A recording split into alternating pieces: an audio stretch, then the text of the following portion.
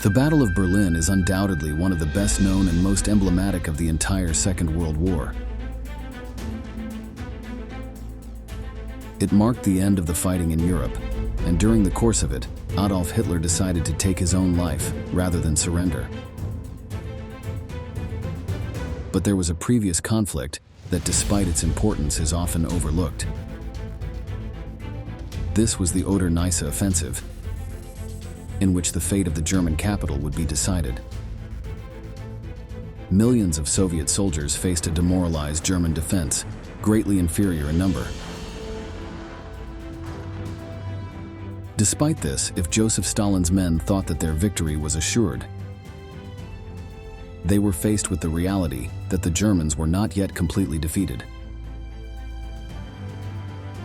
The Führer's orders were clear. They had to fight until the last drop of blood. Today, in this new episode of Military History, we will tell you all about the Battle of Oder-Neisse.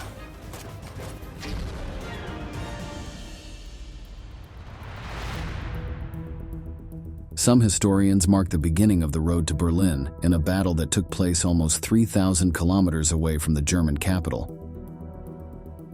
In July 1942, the Nazis reached the gates of Stalingrad in the south of the Soviet Union. This city was their next objective after the previous conquests. Places of great importance such as Smolensk and Sevastopol had fallen into German hands, bringing with them the death of hundreds of thousands of men of the Soviet Union. Everything seemed to indicate that, as had happened in those battles, they would have no problems in winning a new fight against the rickety Red Army. For Hitler, taking the city that bore the name of the enemy leader would be a victory not only tactical, but symbolic, which would bring him closer to total domination. But Stalin and his generals were also aware of this, and that is why they decided that it would not fall into Nazi hands under any circumstances. Order 227 was issued, which declared that not one step back would be taken. Anyone who deserted his post would be shot by his superiors. But rather than increasing the soldiers' resentment against their officers, it motivated them to defend their homeland to the death. Thanks to the courage and sacrifice of the Soviet fighters, Stalingrad held out for months, much longer than the Führer had expected. In addition, the invaders had to face the terrible Russian winter, with temperatures reaching 40 degrees below zero. The death toll on the German side was in the tens of thousands. Food and medicine were scarce, while disease was spreading rapidly. The Soviets took advantage of this situation to reinforce the areas around Stalingrad, preparing for an eventual offensive that would liberate the place. Although his generals advised him to retreat to reorganize the attack, for Hitler, the capture of the city had become a matter of personal pride. Hitler is acutely aware of the symbolism of Stalingrad as a symbol of Stalin himself and as a symbol of new Soviet man and Soviet industry. Hitler just wants to go for Stalingrad because it's Stalingrad. Like Stalin, Hitler gave the order that retreat was completely forbidden. But unlike what happened with the communist forces, the effect was not at all motivating. Completely surrounded, constantly suffering from hypothermia and starvation, this ended up cementing the final fate of the Nazi forces. In early 1943, the entire German army was surrounded in the snowy Soviet steppes outside the city, and its general had no choice but to sign the surrender. 91,000 soldiers were captured, and almost twice that number died in combat. The victory at Stalingrad raised the morale of the people and soldiers of the communist country and gave them enough energy to launch their massive counterattack. Quite the opposite happened with the Germans, who saw how the myth of their supposed invincibility bled into the snow along with their men. In the following months, the Soviets advanced with terrible fury against their enemies, reaping more victories than defeats. The Germans, who had also had to deal with setbacks in Africa and Italy, found themselves on the defensive for the first time in the war, and their situation was becoming increasingly desperate. By 1945, the Third Reich seemed to be on the ropes. Almost all of the territories they had conquered in the previous years had already been liberated. Their allies, including Bulgaria, Slovakia, and Italy, had already signed their surrender and in some cases even began to fight against them.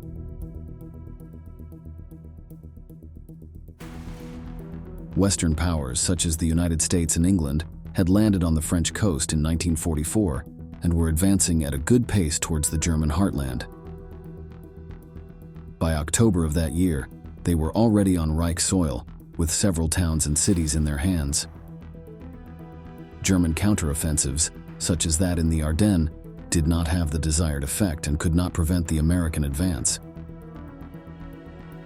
But even so, the greatest danger for Hitler was on the Eastern Front.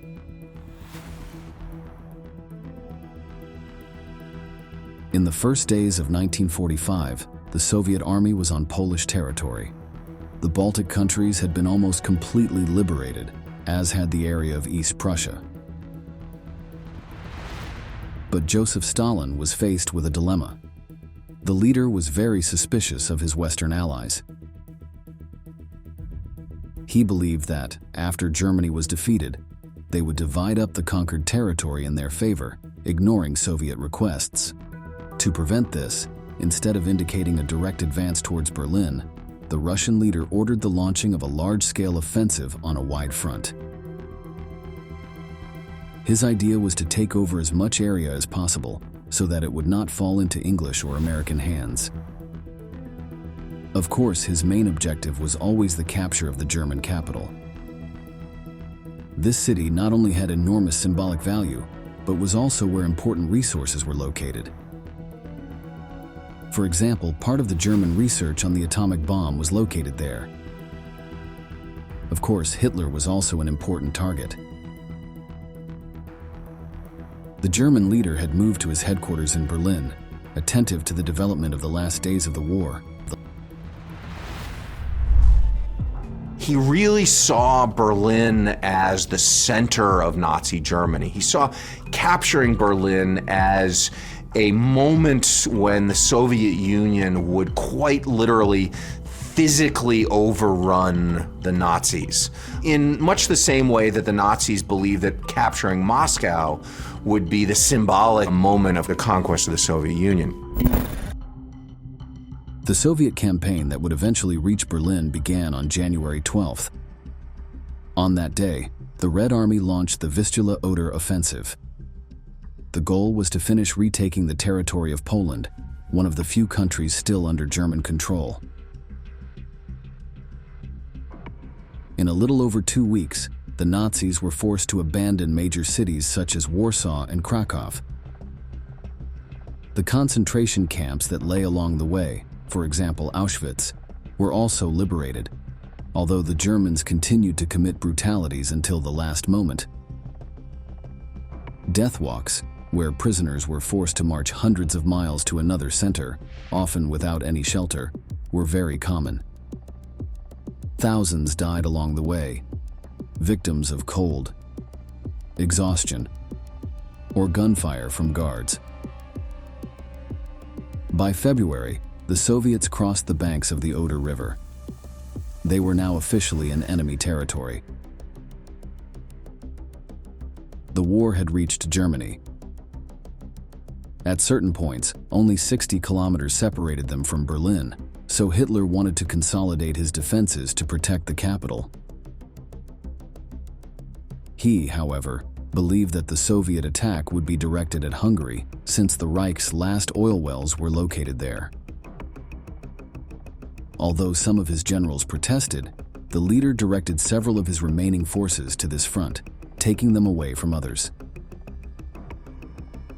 One of his most vocal detractors was Heinz Guderian, an expert in tank combat. He was able to convince the Führer to mount an attack where he thought the Russian offensive would be, on the banks of the Oder River, but this was not as successful. Nevertheless, it forced the Soviets to postpone their advance, seeing that the Germans were not as defeated as they thought. But the Germans did not take advantage of this pause to strengthen Berlin's defenses, since they believed that doing so would cause the citizens to panic. In addition, Hitler remained convinced that the capital was not Stalin's main objective. That was why the city's garrison, which was mostly made up of barely trained militia and members of the Hitler Youth, was not reinforced.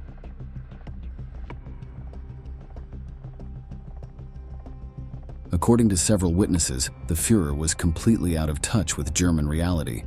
He continued to seek to regain the initiative, when in truth he had lost it at Stalingrad 2 years earlier. Even though he received daily reports about Soviet movements on the banks of the Oder, he chose to ignore them. Almost none of his generals dared to contradict him, and the few who did risked being dismissed. Meanwhile, the leader demanded increasingly cruel directives, even from his own people. Among them was the Nero Order, which dictated that not 1 centimeter of fertile land should fall into enemy hands, burning it down if his men were forced to retreat.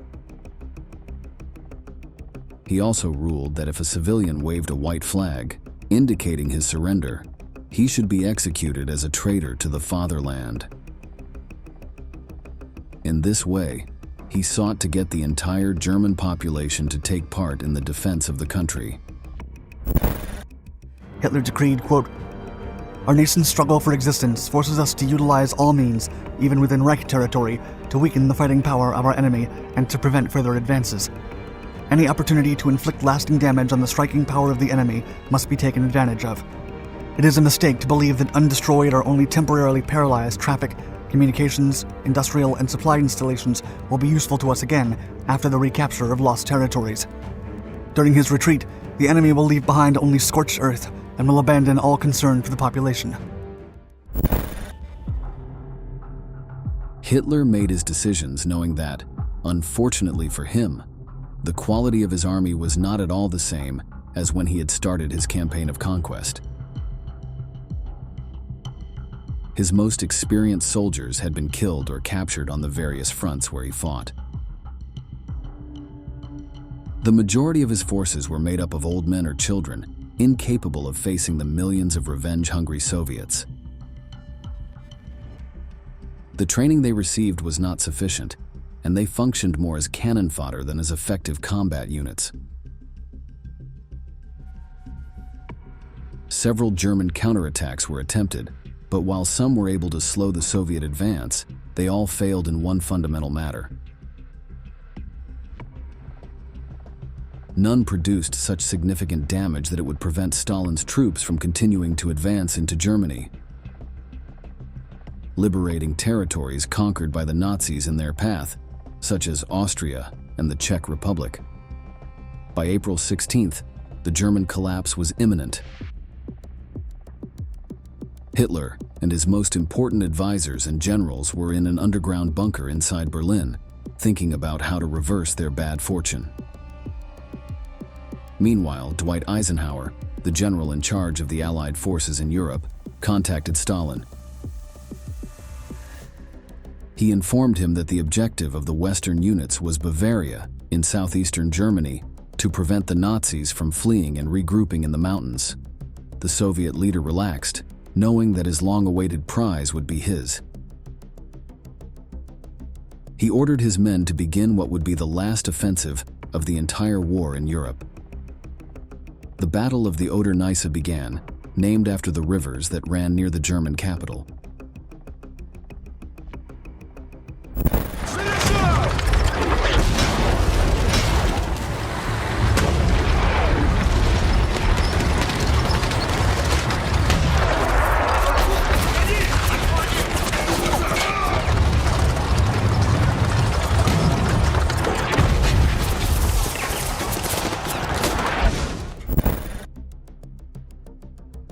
German defenses had been set up along these two waterways, but as mentioned above, they were not in great shape. They were outnumbered by the Russians by a ratio of 10-1, and also had far fewer tanks, aircraft, and other vehicles. The first battles of this campaign occurred in the Silo Hills. Here the last fighting took place, of a pitched nature, unlike the urban fighting of the last days of the war. The Soviets started first, with a massive artillery barrage on the German positions. In just half an hour, 500,000 shells were fired. This was followed by the advance of the Red Army, which drove the Germans back. However, the marshy terrain in which the battle was taking place made progress slower than expected, and made the Soviets easy prey for Nazi attacks.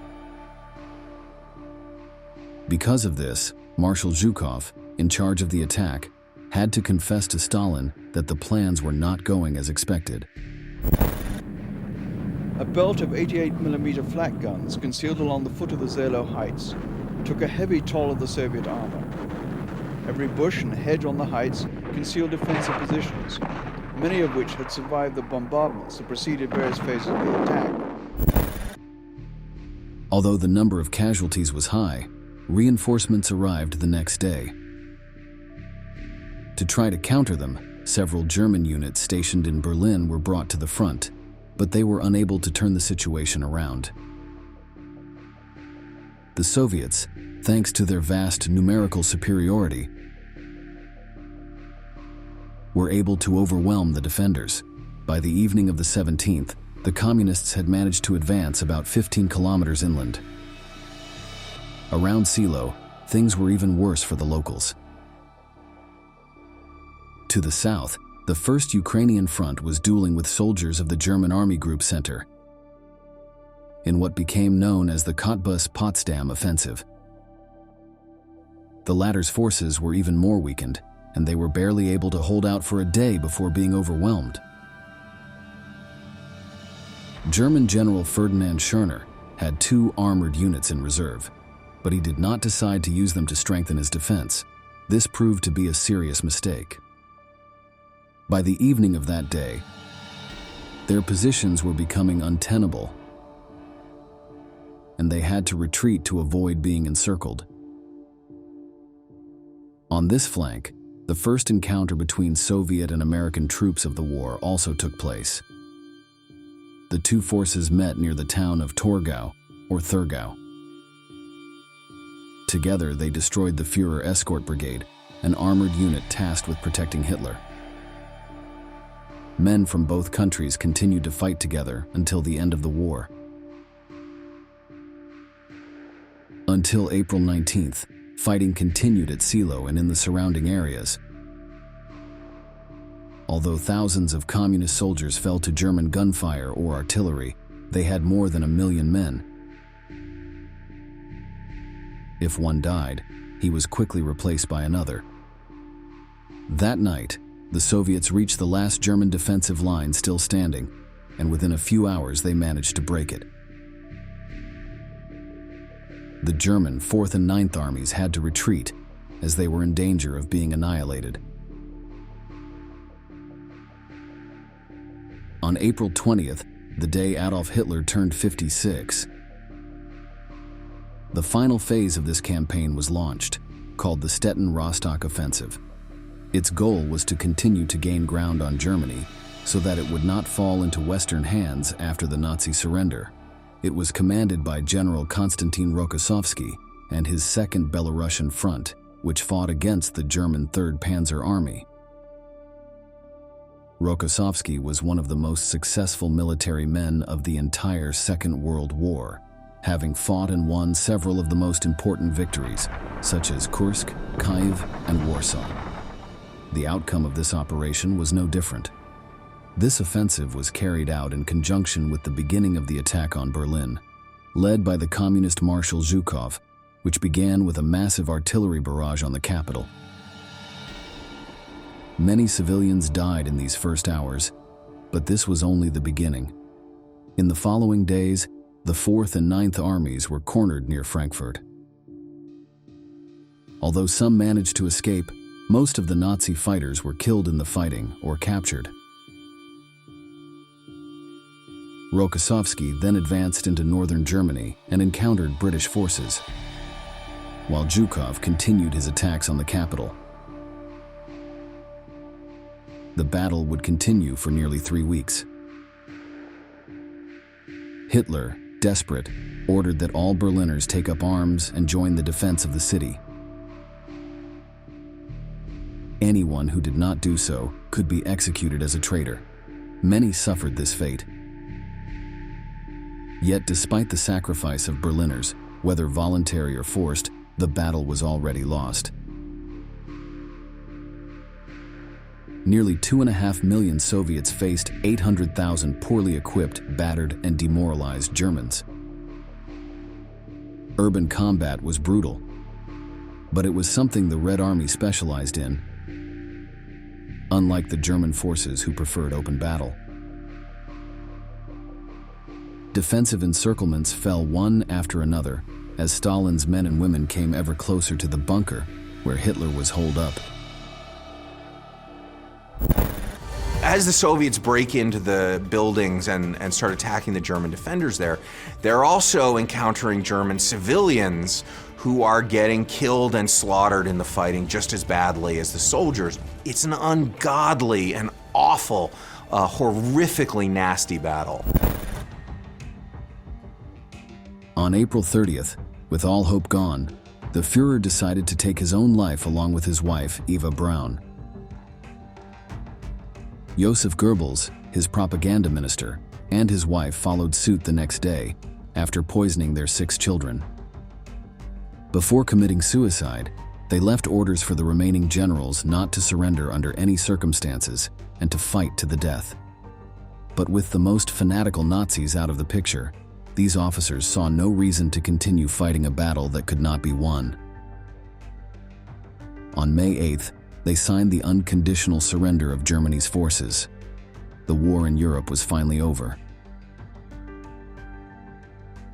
The victory at Seelow and its surroundings, while it may pale in comparison to the brutal fighting in Berlin, also resulted in an enormous number of deaths.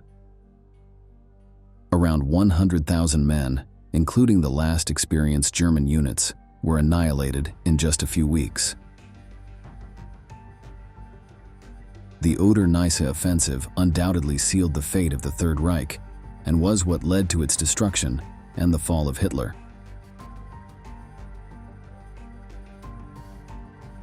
We've reached the end of this video and we want to ask you, do you think that if the Germans had acted differently, the fall of Berlin could have been avoided?